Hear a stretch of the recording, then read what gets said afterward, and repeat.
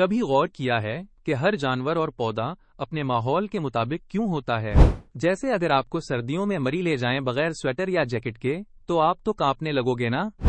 बस वैसे ही हर living organism को अपना हैबिटेट सूट करना जरूरी होता है, और जिसको सूट नहीं करता वो या तो अडेप्ट करता है या मूव कर जाता है किसी बेटर जगह। मिसाल के तौर पर शेर गर्म इलाकों के घास वाले मैदानों में रहते हैं और पोलर बेयर बर्फीले इलाकों में, क्योंकि उनकी लाइफ की सारी जरूरियात वहीं पूरी होती हैं। वीडियो में आगे बढ़ने से पहले वीडियो को लाइक करें, चैनल सब्सक्राइब करें और दोस्तों के साथ ये वीडियो जरूर शेयर करें। अब बात करते हैं कुछ एनिमल्स और प्लांट्स की जिन्होंने अपने माहौल के हिसाब से खुद को बदल लिया। जैसे कैक्टस, ये डेजर्ट में उगता है जहां पानी बहुत कम होता है।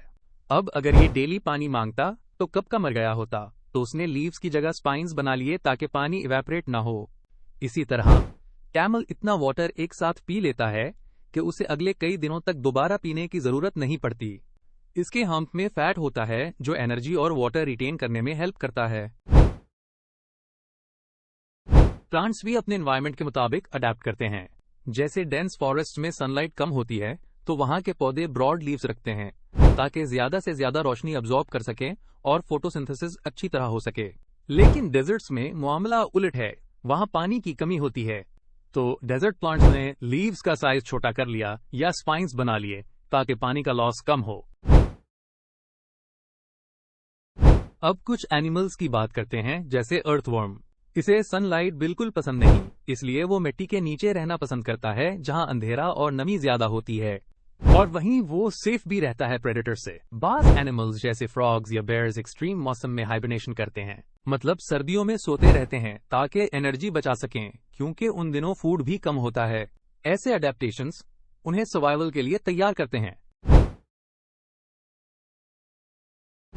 क्लाइमेट चेंज भी एक बड़ी वजह बनता जा रहा है कि लिविंग ऑर्गेनिजम्स को बार बार एडजस्ट होना पड़ता है। जैसे ग्लोबल वार्मिंग की वजह से कुछ इलाकों का टेम्परेचर इतना बढ़ गया है कि वहां के पौधे सूखने लगे हैं और जानवर माइग्रेट कर रहे हैं।